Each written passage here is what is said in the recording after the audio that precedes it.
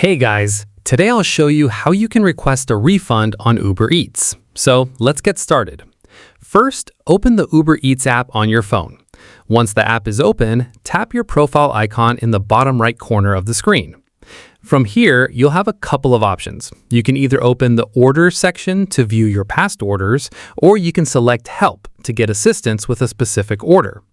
If you choose Help, select Help with an order and find the order you're having an issue with. Keep in mind that refund options can depend on the order and the issue you're reporting. When you select your order, choose the option that best describes the problem, such as missing items, incorrect items, damaged food, or another issue. After selecting the relevant problem, look for the available refund or adjustment option. If a refund is available, follow the instructions and clearly explain what went wrong with your order. Once you've submitted the request, Uber Eats will review the issue and let you know what happens next. That's it. If you found this video helpful, consider giving it a like and subscribe.